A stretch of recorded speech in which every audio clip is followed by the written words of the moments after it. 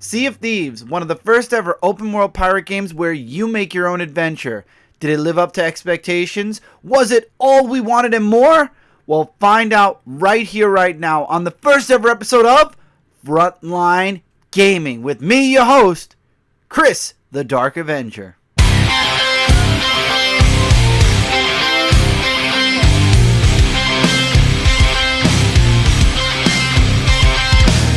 At the beginning of this year, myself, like many other people, I was super excited, finally, for the release of Sea of Thieves. As a matter of fact, I took part, and made sure I took part, in the multi-weekend beta testing where we, the players, got to preview what Sea of Thieves was going to be like, and creators of Sea of Thieves got to test out the servers and the game and how things were going. And if you'd like to see a review or my overview of the beta, I will be leaving a link in the description below for all of that. Back in March, the game fully released, and I was eagerly awaiting this game. I was toting that this could be Game of the Year material. But was it? And we're going to get to that answer by the end of this show. But to get to that answer, we're going to break down this game review. Now, first, I'm going to talk about the game in its release date, its vanilla state, its main first state. Then I'm going to talk about all the updates that have come out for the game since release that have added to the main game. Then I'm going to talk about some graphics, some gameplay, some pluses, some minuses, and then we will get to the final verdict. All right, little audio change here, everybody, but anyway, let's get started. So on March 20th, 2018, Sea of Thieves, the main game, was released on both Xbox One and PC with the ability to cross-play. So people on Xbox could play with people on PC and vice versa. And this is huge, especially nowadays where cross-play is slowly being introduced in the multiplayer side of gaming. Unfortunately, for anyone who has a PlayStation 4, though, Sea of Thieves is an Xbox PC exclusive game.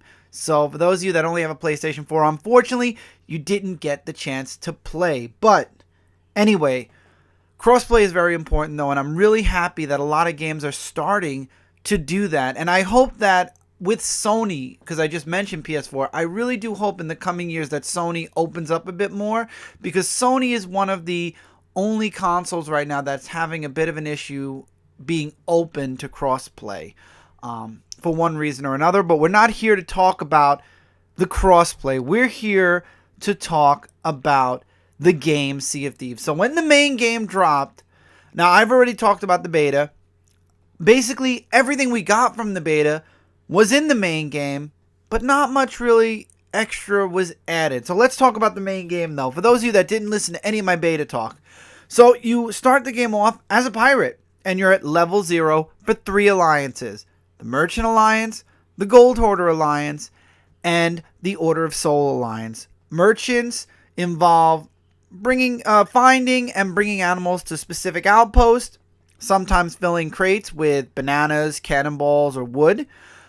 Gold Hoarders, straightforward, find the chests, whether it be an X marks the spot map or a riddle map.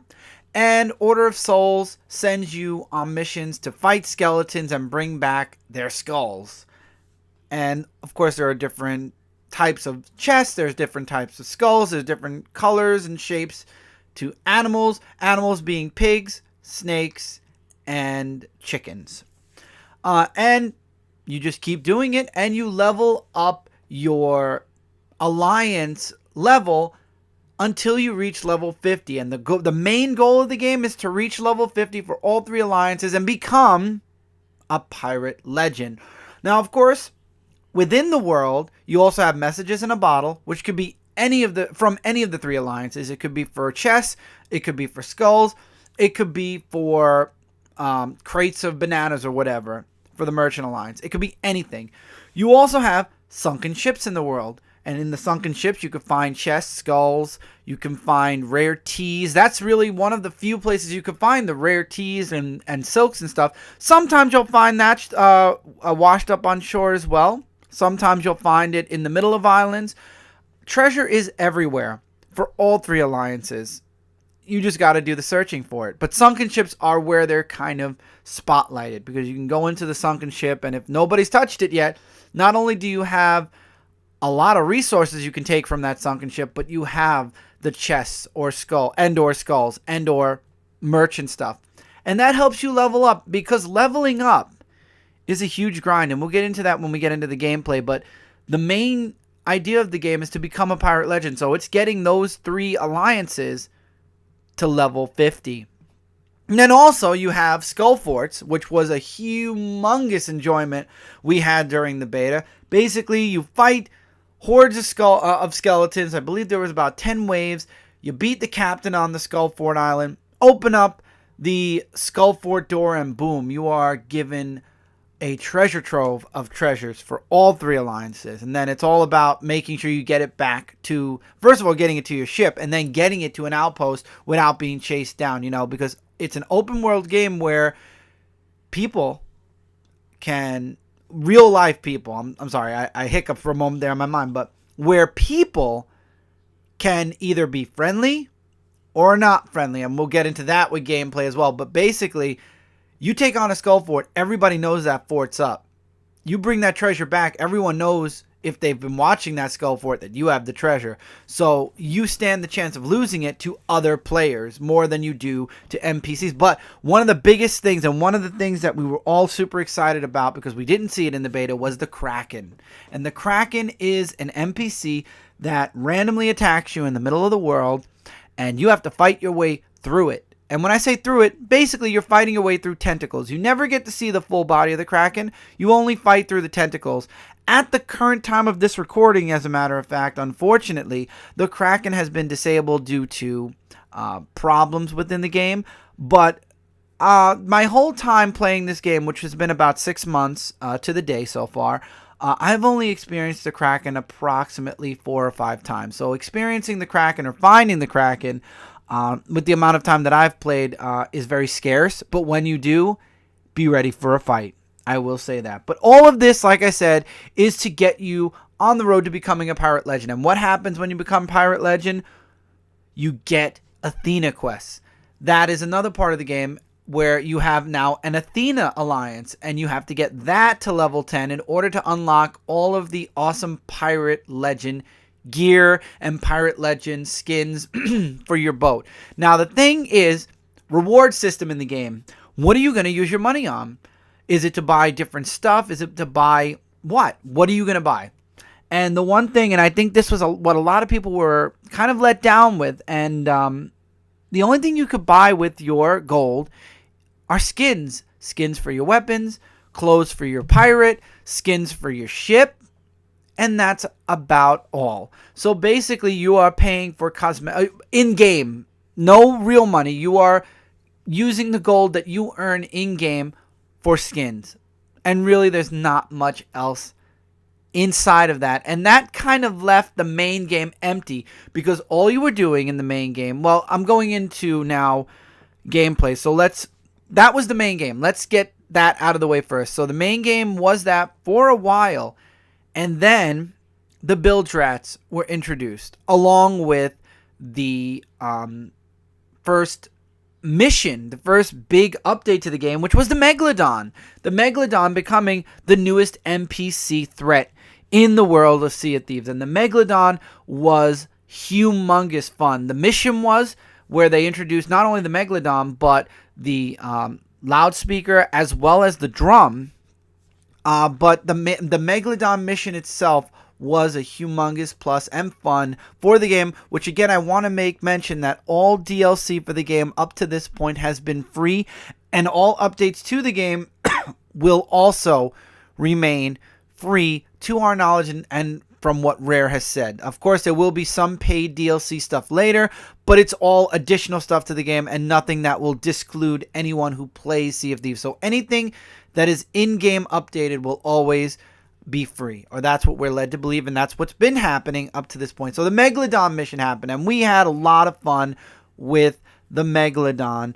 That was not where the bilge rats started, though. The bilge rats were introduced when the Megalodon was introduced. After the Megalodon event, which was, I believe, about 2 weeks long, the Megalodon became a part of the world. After that, a smaller version of the Megalodon, and then the bilge rat missions began.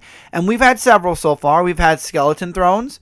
We've had gunpowder skeleton missions. We've had the Sunken Curse, which involved destroying statues. And then the most recent one, which is kind of, I would put on the same par as the Megalodon. Now, the Sunken Curse, which was like I said, destroying the statues, the skeleton thrones, and the gunpowder skeletons. All of that was basically just added into the main game already. The story for Megalodon gave it the addition. Well, with what we just got recently with the skeleton ships, we got a new story. So I feel like the skeleton ships were more of an added lore to the game, like the Megalodon, and there was a story attached to it. And that too was a lot of fun. So far you have right now currently the main game, all the stuff I mentioned. You've had the addition of the Megalodon. You have the addition of the Bildrat adventures, which are so far every 2 weeks. They have one adventure and they try to, and what happens is every week there's an update for the game, but the Bildrat usually lasts about 2 weeks. And then you've had now the skeleton shifts, which that was about a month-long event, honestly. That started at the beginning of August and ran all the way through till the very end of August. And I've had the most fun when there are gigantic story updates. I will say that. Those were huge enjoyments.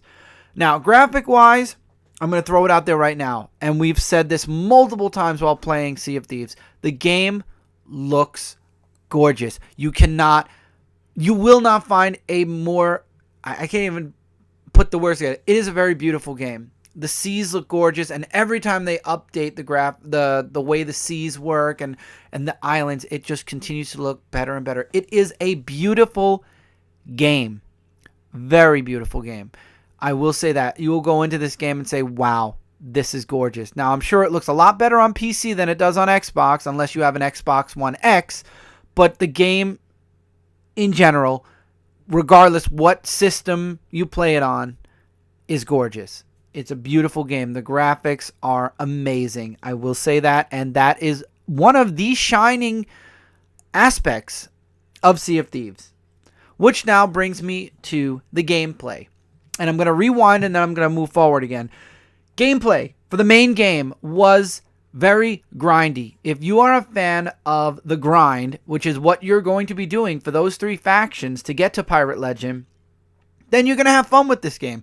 But one of the things that really was killing the game for me and really making it tough was the fact that I was doing the same missions. Whether it be chests or animal hunting or skulls, it was the same thing over and over and over. Which is why when they introduced the Megalodon, wow, there's something different. Unfortunately, the Megalodon did not give any rewards when you beat the Megalodon except for in-game rewards from a merchant, not from the Megalodon itself. You didn't get any treasure from the Megalodon when you beat it, and same thing when they released it into the world. Defeating the Megalodon did nothing. You just defeated the Megalodon. It gave you an achievement, and that's about it. As far as the Bildrat stuff, the Bildrats I feel were a humongous help for people trying to get through the game, because you can use your Bildrat doubloons, which was a different currency than the gold. I forgot to mention that with the Bildrats. Their currency is different. When you do a Bildrat commendation and you get doubloons instead of gold. And you can use those doubloons to get cosmetic stuff for your character, stuff that is connected to the event that's going on, or you can buy letters of I forget what they were called, but you can get a letter that will basically upgrade whichever faction you choose by an entire level. So let's say you don't want to do merchant missions like I did. You can use your doubloons to go an entire level up with your merchant. And as a matter of fact, full disclosure, and I know a lot of people did do this, I used most of my doubloons to upgrade my merchant until I reached level 50, because merchant is one of the things that I found the most tedious and the most boring. But I like that Rare put that in there where, okay, you don't want to do a certain faction, or even if you want to do a certain faction, if you want to get to that last level faster, you have that option. And while I did not do that for Gold Hoarder and Order of Souls as much, I did use that for Merchant, and that helped a lot. But again, the Build Rat Adventures were more of a weekly event, which a lot of games do weekly events. The Division has done it. Destiny does it weekly. There are a lot of games that have weekly challenges. Let's put it that way. And that's what the Build Rat events are, weekly challenges. But then you had the Skull Ships, the Skull Fleets, which again, Skeleton Fleets, which again, that brought a new story aspect. That brought something new into the world, and that brought excitement in. But this time, when you defeated a Skull Fleet, or I keep calling them Skull Fleets, a Skeleton Fleet, you got a lot of treasure. 4 times as much as you would get from a skeleton fort. You had 4 skull chests, you had 4 skulls, extra little things floating in the water, and also it was a lot of fun fighting through the 5 waves of skeleton ships. And there was in all 3 parts of the world, and each part of the world had a different cursed cannonball skeleton ship. And now, currently, the skeleton ships, well, now that, as I'm doing this review, the skeleton fleets are now within the world, like the Megalodon. They randomly appear, but the cursed cannonballs can now be found within barrels on the islands and in sunken ships. But that gameplay, the PvE part of the game, the main game wise of the PvE was very grindy. The Megalodon and Skeleton Fleets really helped the game a lot because it gave players something to do, something to have fun with, and something to team up with one another to do. Because alliances came into play when these skeleton ships started out, which a lot of us liked because, and now I guess I'll go into this, the game itself is an open world, you choose your adventure type game, meaning PvP is optional, but happens a lot. Which, by the way, before I get into that, going back again, the main game felt very, very empty at launch, and I think that's why a lot of people fell off with this game. Now, it is also to mention that if you have an Xbox One and you have the Game Pass, which is a $10 a month pass, you got this game for free as long as you have the Xbox Game Pass. Now, the Game Pass, they're trying to throw in some new games, some newer big games, along with some of the older games from older Xbox consoles or even older games that were on the Xbox One. And Sea of Thieves was one of their shining stars for March. Also, State of Decay 2 was, I believe, part of the Game Pass as well. But that's another game. With Sea of Thieves, a lot of people did a 7-day trial because the Game Pass was still fairly new. And seeing the way the game first came out, it was very empty. And a lot of people had that complaint. And a lot of people were wanting more. And I understand that. Again, they did mention the game was going to come out one way and then it was slowly going to be updated. So in a way, I kind of expected it, but I wanted a little bit more at launch.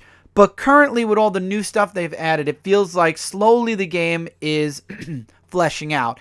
And come, I believe, middle of September, we're going to have a full map expansion, the Cursed Shores, I believe, or the Forsaken Shores, that will be coming out, and that will expand not only the Sea of Thieves world, but it will also expand missions, and there will be new missions, and there will be additions to the world as well. So the game is a slow build-up. I feel like a lot of people were calling this game the No Man's Sea or the No Man's Sky of pirates.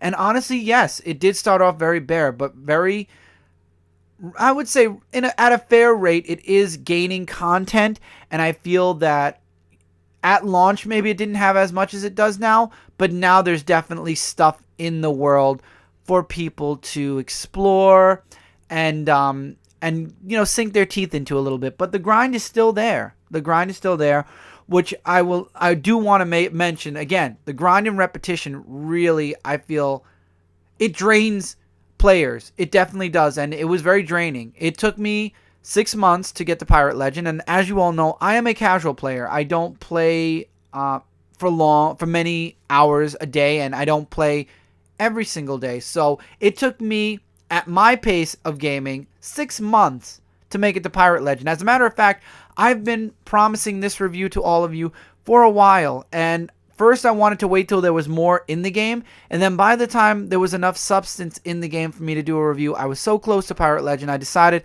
let's get to that end game feeling for your character at least before doing the review, which I made it there.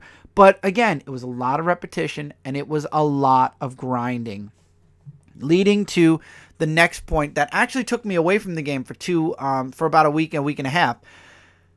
The player versus player PvP aspect. Now, you are dropped into a world with other players and NPCs, but there are no rules for the world, meaning you can attack other players if you want, you can steal their loot if you want, you could attack them just because you're having a bad day and feel like you want to attack somebody. It is an open world, open choice game. There is PvE, but there is also PvP. So when you see a person on the map, you don't know if they're friendly or not. And one of the bigger things are, and a lot of people call them toxic players. There definitely are a good amount of players out there. I met a lot of friendly players who just wanted to do their quest, didn't want to bother you. You don't bother me, I don't bother you kind of motto. But then there were other players that would just sink you because they feel like it. Many a time I had just spawned into a world. I walk out of the bar, which is where you spawn in all the time, and my ship's already being sunk by somebody who's coming into the outpost. I would mention to them, I have nothing, I just spawned in, and they're like, yeah, that's okay, we just feel like sinking your ship. That's the mentality of certain players. But you know what? That's anywhere. That's in any game. So really, you can't make that the main complaint for Sea of Thieves. But understand what you're getting into when you go into Sea of Thieves. You have people that are going to be friendly, and you have people that are not going to be friendly. And one of the things, going back to what I was saying about making me leave the game for about a week and a half, working on missions and building up a lot of treasure on your ship is very dangerous, because the more you have on the ship, the more of a catch you are for another crew to come up, sink the ship, and get the cash. I was doing a lot of Order of Soul missions. I had worked a good 2 hours doing several missions. I had several skulls on my ship. Another ship bumped into me, decided that they wanted to sink me, and I lost 2 hours worth of progression and loot because of that. And the frustration factor for that kind of turned me off to the game for a while. So if you're somebody who gets very frustrated, doing a lot of the PvE side of the world, but losing it because another player comes up and steals it, this is a pirate game, and it is to be expected. This might not be the game for you. For me, most of the time, it's expected. So I knew to expect this from happening. But that night, for some reason, it really hit a nerve. And it can do that. There are a lot of players I've talked to that said they took a week or two off of the game because of similar situations. The world is open, and when you give players the ability to be good or bad, most of the time, especially when you have a lot of players that like that kind of I want to sink ships just to sink ships mindset, that's what you're going to get. So the players range from very nice to I'm going to sink you the moment I see you. One thing I do want to mention is there are many ways you could sail. You could sail with a crew on a galleon of 4. You could sail now with a crew of 3 on a brigantine. Or you could sail with a crew of 2 on the sloop, or 1 if you are sailing alone on a sloop. And I have to say, I've played all 3 ships. I've played on all different types of crews. The game is super lonely, depressing, and frustrating when you're playing it alone. Order of Souls, the higher level you get, the harder the missions get, and doing them solo can be very, very frustrating. Sailing around an open world by yourself, without anyone to talk to, without anybody to have fun with, really takes away from the enjoyment of the game. And again, the frustration factor. Am I going to be attacked? When I'm attacked, I'm by myself. How am I going to steer the boat and shoot the cannons? And how am I going to deal with my missions? Solo. Go on the island, look for the treasure, go on the island, fight the skeletons, and be able to keep an eye on my boat. Especially when you have missions on the bigger islands where you can go all the way to the other side and not know that somebody on the other side of the island is potentially sinking your ship. But the game shines once again when you are playing with friends because you have the most fun. I've had some of my favorite moments on a galleon with 3 other friends, just having a good time, pretending to be pirates or just joking around, sailing around, doing missions, having 3 other friends definitely brings out, I believe that is where Sea of Thieves shines, in its graphics and when you play with friends. I would not recommend this game solo. I couldn't, because every time I played the game solo, half of the time I noticed when none of my friends were getting on and I had been sailing around for a bit, I ended up shutting down without doing any missions because it's boring and lonely and depressing because you're by yourself and there are other boats out there with 2 or more people on it that you have to worry about. So in the end, if you're going to get Sea of Thieves or play Sea of Thieves, have friends to play with, because I think that is where it shines. It truly shines the most when it comes to playing with friends. And we've met a lot of people that way when we're doing Skull Forts and people are like, we're peaceful. And then you make friends with them. But unfortunately, once you add those people to your friends list, it makes it that much harder to once again bump into them in the open world of Sea of Thieves. There are hundreds upon thousands of servers out there. And the chance of you bumping into those same people again now that they're on your friends list is even smaller, because the Rare crew want you to make friends. They want you to go out there with newer people. So they kind of take your friend list people and move them aside, and you go onto a server with completely different people. So let's get to some pluses and minuses. As I mentioned, pluses, the game shines the most when you are playing with your friends. The graphics are beautiful. The game looks amazing. Also, I like, and I've got to give props to the Rare team on Sea of Thieves doing a weekly update video on YouTube and being very transparent with the Sea of Thieves community, with the fans, with everyone. Every time there's an update, they explain what's in the update. Every time there's something new they're adding to the world, they do an entire video dedicated to explaining it. And sometimes they even post up little teasers, but many other companies do that. But they take the time to explain it out, talk it out, and they're always listening to the fans, which I think is a humongous plus for the world. Now, the minuses, the grind and repetition are horrible. And when you finally make it to Pirate Legend and you think that all that grinding was, worth something, you end up having to grind once again, except now you're grinding on a grander scale, because when you become Pirate Legend, you don't have to just grind on 1 or 2 maps. You get a full wheel of missions for all 3 alliances before you can even get to the Athena chest map. So it's a lot of grinding and repetition that leads to even more grinding and repetition and another alliance that needs to be leveled up to 10. So the addition of stories definitely helps the game, but the fact that it's a lot of grinding to get to the main end game or your character's main end game really takes away from the game. The PvP aspect, again, it's touch and go because you have the good players and you have the bad players. Is it a minus? No. Is it a plus? No. It's there, and everybody should know about it, and it does play on the frustration factor. Another minus is playing alone is no fun. You want a game where you can go in by yourself or with friends instead of having to go in with friends to enjoy the game. A lot of people choose to, and I will give a plus again to Rare for this, you can choose to sail with other random people. You can set your ship to open crew where other people will join you. You can, if you really want to play the game and you don't have any of your friends that have it, you can choose to go on an open crew, and you do have a chance of really meeting nice people, making friends, and having other people to sail with. I will say this as another huge plus.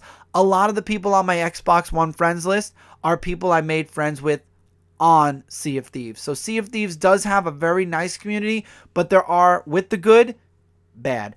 But that's about all I can think of in the minuses are, the PvP aspect. If you don't like it, you're not going to like the game.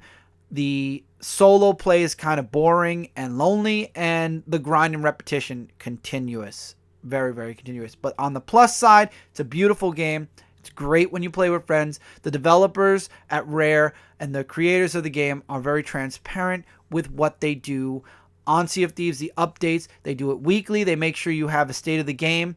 And I like that. I like when Division did that, and I like that Sea of Thieves is doing that. I think it really keeps the developers and creators in communication with the fans and players in order to make a great game. And I believe that Sea of Thieves one day will become a great game. I believe it's getting there. It's getting there slowly, but it's getting there. It had a base game that really didn't have much, and now slowly it's getting a lot more. However, I do have to rate this game at its current state. And when I rated the beta, I gave it a 5 out of 5. I was excited. I thought a lot more was coming to the game. Come to discover that there really wasn't much at launch added to the game. There was certain things, but not much. And now, in the current state, there's a lot more. However, I have to give Sea of Thieves a strong 3 out of 5 stars. Average rating, because the game in current state has a lot more that it can offer, and it probably will as time moves forward. And maybe I'll do a follow-up a year from now as more stuff is added to Sea of Thieves. But in my mindset now when it comes to Sea of Thieves is I became a pirate legend. Yes, I still have 10 levels of Athena I can reach. But with all the grinding I've done and the 6 months that I dedicated to playing this game, I feel like I want to break. And of course, if my friends want to play it, I'll jump on with my friends and we'll do an Athena. But I don't feel the urge to really want to play much until something big like the Forsaken Shores or another big story update happens, because I've done it. I've done the grinding. So at this point now, all I'm playing for are Athena's chests.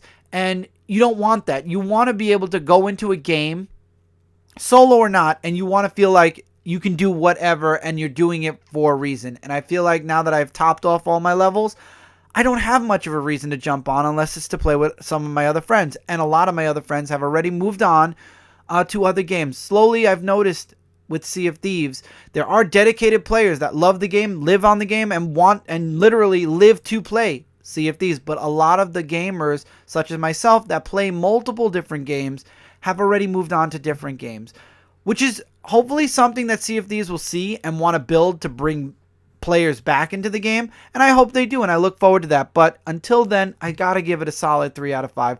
But I have hope that maybe, just maybe, as more and more stuff comes out and fleshes out Sea of Thieves more, it will bring players back, and it will bring me back, because I definitely, when a large update like Forsaken Shores comes out, I definitely will want to jump into Sea of Thieves and check out what all the new content is.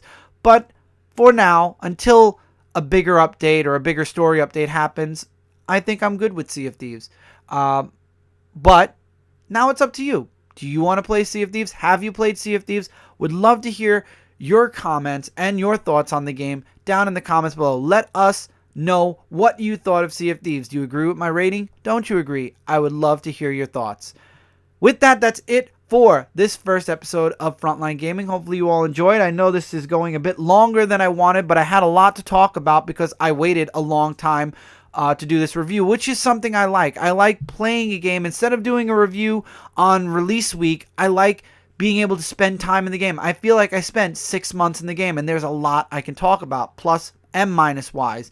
But I like to spend a little bit more time on my games before I give reviews, and that's why this review is 6 months later, because I really wanted to sink my teeth into the game, get some good content to talk about, and make the end game.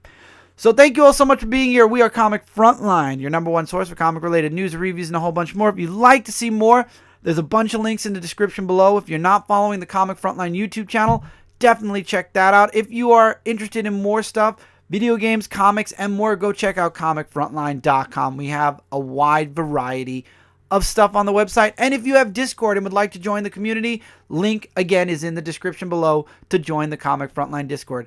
Thank you, everybody. Have a great whatever time of day it is or night for you, and I'll catch you guys in the next one. Take care, everybody.